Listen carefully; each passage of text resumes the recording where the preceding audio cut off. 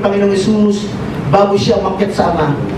Dahil kung mayroong dapat kakitaan ng pagpapanumbalik sa Panginoon, walang iba kundi ang mga member ng church. And restoration is the work of the body of Christ. Gawain talaga natin yan, ang magpanumbalik.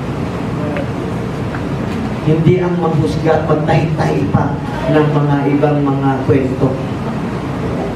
Sa Galatians chapter 6, alam natin ang talatang ito. Kung ang iba ay nagpapatuloy sa pagkapatotoo patungkol kay Kristo, as part of Christ's body, ikaw, anong ginagampanan mo? Ginagampanan mo ba ang tungkulin bilang bahagi ng katawan? Sa verse 4 ng Galatians chapter 6, suriin ng bawat isa ang kanyang sarili. Magalak siya kung mabuti ang kanyang ginagawa. Huwag na niyang ihambing pa iyon sa gawa ng iba. Sapagkat pananagutan ng bawat isa ay ang kanyang sarili gawain. Huwag mo na yan. Suriin mo sarili. Mabuti ba ginagawa? Oo, ako ito ginagawa ko. Si kapatid na mo. Nakita ko lang yan kanina. Gato. Huwag mo na ihambing. Mananagot ang iyong kapatid kung ano kanyang ginagawa. At ikaw, mananagot ka rin. Mabuti man masama. Hello? Yes.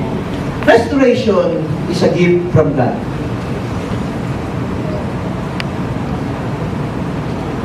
Di ba ako masyadong sanay sa Bible ko eh.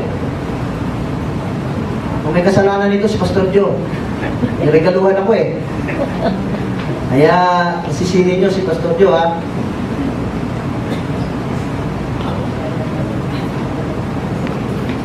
God's capacity for restoring life is beyond our understanding. Mahirap unawain ang kakayahan ng Diyos sa pagre-restore. Bakit? Yung gubat na nasusunog, nasunog na gubat na tuyo, muling sinisibulan ng mga damo, ng mga halaman, ng mga puno, kahit wala nang tatanim. Hello? Kahit yung mga nabasag na buto, broken bone, gumagaling. May mga sugat tayo na magtataka ka kahit di mo ginagawa, gumagaling. Amen? At lahat ng mga kalungkutan, maging yung ating mga pinagdaraan ng kahirapan, hindi permanente. Hindi yan palagi. Maging ang bagyo, hindi lagi, kundi pansamantala lamang. Mayroong pag-asa sa isang tao nagkasala, huwag na lang tayong maghusga. May kagalingan mula sa ating Panginoon. May kagalingan mula sa ating Panginoon. Our tears can be seeds that will grow into a harvest of joy. Because God is able to bring good out of tragedy. Kayang gawin ng Diyos yan. Mga pangit na bagay sa iyong buhay, pwedeng gawin ng Diyos na mabuti. Yeah. When burdened by sorrow, know that your times of grief will end and that you will again find joy. Huwag kang mawawala ng pag-asa. Laging may inilaan ng Diyos. Mayroong bagong umaga na inilaan ng Diyos para sa iyo. Kung ikaw sa kasalukuyan ay dumaranas ng problema, kagulumihanan, sinasabi ko sa iyo, mahigit pa na dumaranas ng problema kaysa sa iyo. Huwag ka nang magsentimiento.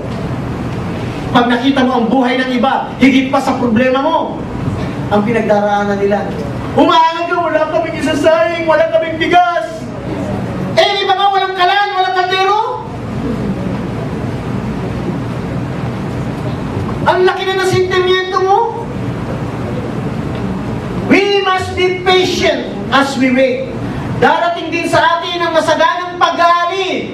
Amen. Ang aming tema nung dalawang taon eh. Masaganang pag-aani. Ang mga magagandang bagay na ipinangako ng Diyos sa atin ay Kanyang tutuparin sa takdang panahon. Hindi sa panahon na gusto mo. Ang mga magandang bagay na ipinangako ng Diyos ay mangyayari yan sa panahong nais ng Diyos. Hindi sa panahong gusto mo. Kasi, kailangan ko ngayon Sa kaisipan mo, parang ngayon mo na kailangan. Pero sa totoo lang, meron talagang tamang panahon para ibigay sa'yo ng Panginoon. Kung minsan, gusto natin magkamal ng salapi. Maraming salapi. Dahil ang milyon ngayon, parang hindi nakalaki yan, ano? Pag pinag-uusapan milyon, parang lumilit na ang halaga ng milyon.